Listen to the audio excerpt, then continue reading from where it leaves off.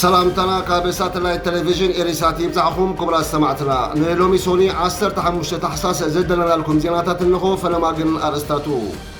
أب إريترا بسنك إمنتهم تأثيرهم زيصنحو لعلي 87 سبات تفتحهم أب إثيوبيا زركو بإرتراوين تقامتو ودبات قولحتاق قبر اللهم تصويعهم إرتراوي غازت إنيا عمر محمد علي أبيب تشلامي برنس ويلهيم أوار لغة تشعيسان حموشتن كوينو أمريكا عصرت إرتراويان أب زرزرتهم حدقنيا قبرنيا تزبلتهم زيغاتات وصائي رقحا أمريكا أب لعلم مدبر حبرات هاقراس السودان استفت مدكعتي سبقا البونفرتي كونينا ترامب أب لعلي أهقراوي بيت فرد قبل أقلاها قبر كم زخل أتنكيقو سرعات هقدف مس أمنت بزت أساسرنا عامتات بزي فردي أب ما يسروا أسيروا من تسنحة 8 شعات الإرتراويان زيغاتات أبزن زحالة حيلة سامنتات بب إبرا 5 فتحة منشتات إيرسات كاب إيرترا حبيروم اتهم حرازو وصونا بينتكوستال تقتلت أمنت كاب كلت كساع على 10 عامتات أبيت ما أسرتي زيصنحو خوينهم أفلما 24 كتسيلو 14 بدحري 34 أبسالستي 10 حمشته بتغلال دما 8 شعات سبات تفتح مالو قطري استفتحو تقتلت نايتن استأجد أبيات خريستيان 98 كم زخونو زملكة بي بي سي كابتون بحاموس 10 حالة حساس بواحد استفتحو 36 أمنتي اتل عسرة لكنستين حيالو خابتهم استفتحو أسرة الدمان أستاد 5 عامت أبتتصنوع بيت ما أسرت ما يسروا بزي زخونة يخون حقاو خصن نبور مسرح بيت فردن تأثيرهم زيصنحيهم بقدام 13 حساس 10 شوعات سبات كم استفتحو زحبر بي بي سي ب3 حساس ون أستاد 3 عامتات بزي فرد تأثيرهم زيصنحو 16 كنستيو زركبهم كالوت 26 سبات كم استفتحو أبريهو بزي كازي دما ب18 حدار أب كتما خرن كاب زركب بيت ماسرتي 3 كنستيو زركبهم 19 سبات كم استفتحو تتقيسو سرعات هقدافة أب كل شحن كلتين وقعوي أفلطو زهابن أمنتات 4 نساتن ون أرثوذكس توهدو كاثوليك وانجيلاويت لوتراويتن سوني إسلامن كم زخنا يفلت بزحات سعبت نايتن كالوت استأجد أمنتات جن أب كيد خمز ركبو تحلقت السبعوي مسلات يقلصو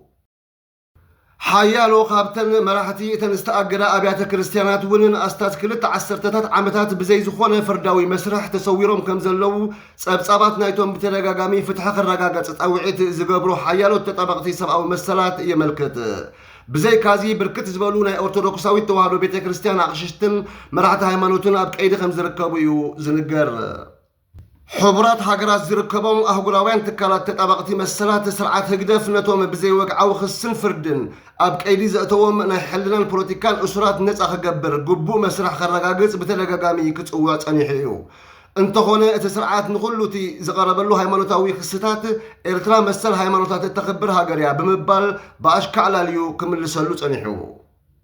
سدرا بيتات قداياتن دليت فتحن قن كلهم توم بتعفان سرعات تقيلهم زركبوا أسرات قبو خس قريب لهم بنور حقاوي مسرح قدايا ما بيت فرد خرقان زقبوهم كحسات وهايبوهم كفتحون يوم كساب حجي زتوبعوا زلو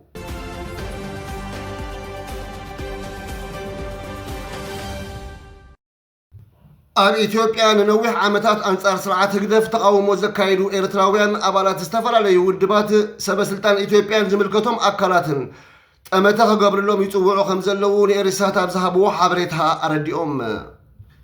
اتهم ودبات أب تقراي أديس أبابا غوندر أدامان عفارن زلو خنتات ستا من نبابرو ناتبالاشو يخيد كم مهلاو هتوزو قولحتها قبر لهم تساوعي تقريبهم اتاب إثيوبيا زرزلو بوليتيكاوي معبالتات معالتاوي نتفتاتو من نبابرو من نقصلو أزيو بداه خوينوهم كم زلو دما قليسهم بفلاي توما بأديس أبابا زركبو أولاد تقاومتي ودبات دكتور أبي أحمد ناب سلطان كابز متسن دحار اتدروت زنبرا معالتاوي من قسقاس من محياش أرئيو خمز زنبرا أملكيتهم دحار مقتام سمم سلام بريتوريا قن أب سرع بوليتيكاوي نتفتات كواسو خمز تتقومو أبريهم كاب سبا سلطان إثيوبيا وقعوي أفلطون دقفن كي رخبون أستاد 7 عامتات كم زيصنحو زتقاسو قل أبالات زملكتهم أكالات بوليتيكاون من قسقاس كقبرو فقادن أفلطون كهبهم تمحتينهم قل خابتهم أب كل العفار زركبو إرتراوين هقدف أب قدا إثيوبيا بفلاي دما أب تاكلل إلو يأتو بمهلاون دحنتهم أسقاء خوينو مسنحو يزخاخرو እቶም ኣብ ትግራይ ዝርከቡ ተቃወምቲ ስርዓት ህግደፍ ድማ ብሰንኪቲ ሰበስልጣን ኤርትራ ምስ መራሕቲ ህወሓት ፈጢሮሞ ዘለዉ ጽምዶ ዝኾነ ይኹን ፖለቲካዊ ምንቅስቃስ ከይገብሩ ተኸልኪሎም ከም ዘለዉ ይሕብሩ። ብተወሳኺ እቲ እናገደደ ዝኸይድ ዘሎ ማሕበረ ቁጠባዊ ኩነታትን ዘይውሕስነትን ንህላውኦም ኣብ ሓደጋ የውድቆ ከም ዘሎ ኤሪሳት ዝዘራረበቶም ገዳይም ተጋደልቲ ኣረዲኦም። ኣብ ኢትዮጵያ ልዕሊ 300,000 ኤርትራውያን ከም ዘለዉ ጸብጻባት ይሕብሩ።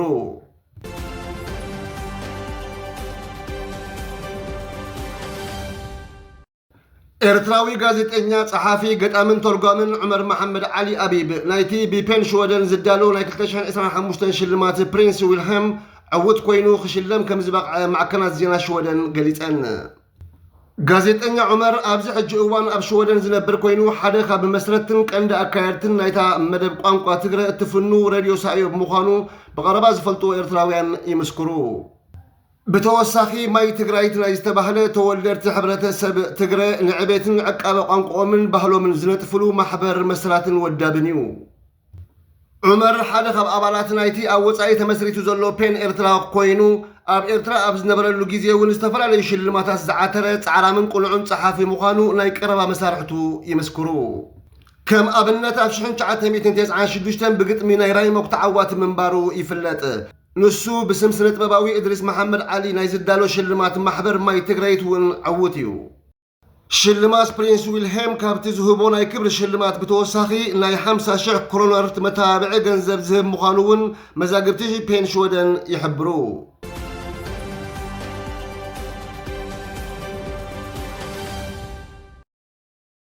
ምምሕዳር ትራምፕ ኣብ ጉዳያት ኢሚግሬሽን ሃገሩ ጽኑዕ ስጉምትታት ኣብ ዝወስደሉ ዘሎ እዋን ክፍሊ ድሕነት ኣሜሪካ ናይቶም ኣዝዮም ዝኸፍኡ ገበነኛታት ዜጋታት ወፃኢ ዝበሎም ስም ዝርዝርን ስእልን ኣብ ዘውፃሉ ኣጋጣሚ 10 ኤርትራውያን ተለቂሖም ከም ዘለዉ ቢቢሲ ሓቢሩ።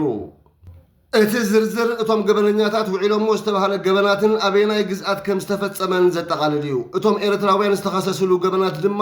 ብፀወታዊ ምዝመዛ ትሕቲ ዕድመ፣ ፀወታዊ መጥቃዕትን ዓመፅን፣ ዘይሕጋዊ ምዝውዋር ዕፀፋርስን ብረትን፣ ስርቅን ምቕባል ዝተሰርቀ ንብረትን፣ ኮንትሮባንድን ካልኦት ገበናትን ከም ዝኾነ እቲ ዝርዝር የመልክት። እቶም ኣብቲ ዝርዝር ዝሰፈሩ ኤርትራውያን ገበነኛታት ሮዳስ ተኽለ፣ መንሱር ማሌክ፣ ሓሰን ሱሌማን፣ ኣራም ኣስመሮም፣ ክብሮም ሃብተ ማርያም፣ ገብረ ህይወት ገብርየ፣ ፊሊሞን ገብረ ሚካኤል፣ መርሃዊ ዮሃንስ፣ ዜናዊ መሓርን ዳንኤል ተኽለን ዝበሃሉ እዮም። ምምሕዳር ፕሬዚደንት ዶናልድ ትራምፕ ዝርዝር ብቕትለት ዘይሕጋዊ ምዝውዋር ዕፀፋርስ፣ ብረት ዝምታን ካልኦት ገበናትን ዝኽሰሱ ሓደገኛ ገበነኛታት ዝተባህሉ 9 ኢትዮጵያውያን እውን ኣውፂኡሎ።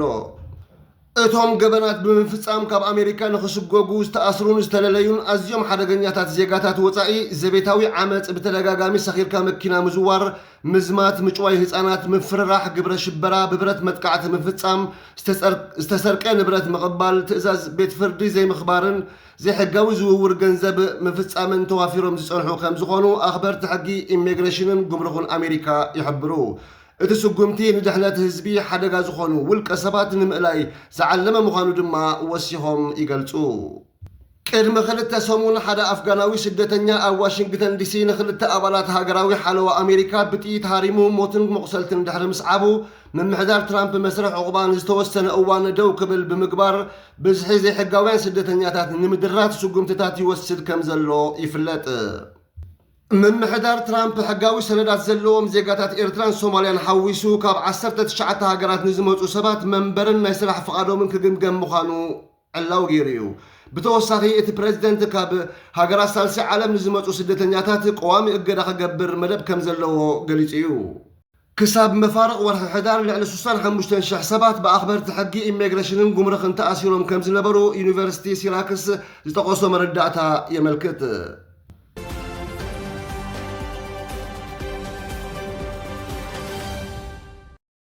ነቲ ህይወት ልዕሊ 6 ደቂ ባንግላዴሽ ኣባላት ዓቃቢ ሰላም ሕቡራት ሃገራት ኣብ ሱዳን ዝወሰደ መጥቃዕቲ ሰብ ኣልቦ ነፈርቲ ኣሜሪካ ብትሪ ከም ዝኾነነቶ ትማሊ 14 ታሕሳስ ሓቢራ።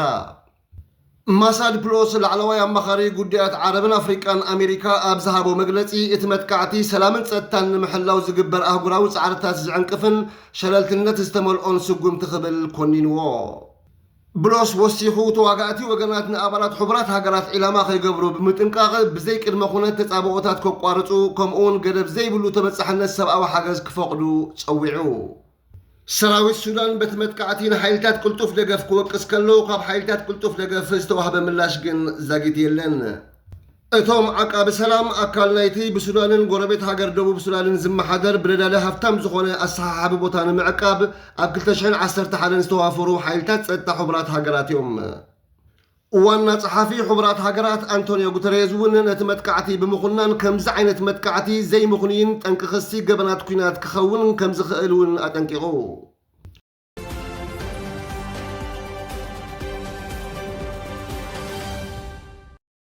ፕሬዚደንት ኣሜሪካ ዶናልድ ትራምፕ ካብ ብዙሕነታዊ ዲፕሎማሲ ንምርሓቕ ጻዕርታት ኣብ ዝሐይለሉ ዘሎ እዋን ትራምፕ ነዚ ዝገለጸ ኣህጉራዊ ቤት ፍርዲ ገበን ኣብ ልዕሊኡን ላዕለዎት ሰበስልጣን ኣሜሪካን ከምኡውን ኣብ ልዕሊ ቀዳማይ ሚኒስተር እስራኤል ቤንያሚን ነታንያሁ ክሲ ገበን ከየልዕሉ ነቲ ኣሜሪካ ኣብ ኣፍጋኒስታን ገበን ፈጺማ እንተኾይና ክምርምርዎ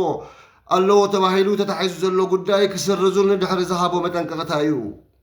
እቲ መጠንቀቕታ ድማ ነቲ ትካሉን ሰበስልጣኑን ብቐጥታ ንብረቶም ምዕጋት ቪዛ ናይ ምስራዝ እገዳ ከም ዘጠቓልል ገሊጹ። 125 ኣባላት ሃገራት ዝፈረማሉ ኣብ 2002 ብሕቡራት ሃገራት ኣብ ሮማ ዝተመስረተ እቲ ቤት ፍርዲ ንገበናት ኩናት ገበናት አንጻር ሰብኣውነት ምጥቃዕን ምጽናት ዓሌትን ዝምልከት ጉዳይ ክርኢ ዝቆመ እዩ። ክቡራት ተኸታተልትና ንሰዓት ዘደለናልኩም ዜናታት ኣብ ዝንዛዝም ኣብ ቀጻሊ ብኻልእ ትሕዝቶ ክሳብ ንራኸብ ሰሰናዩ ንምነየልኩም።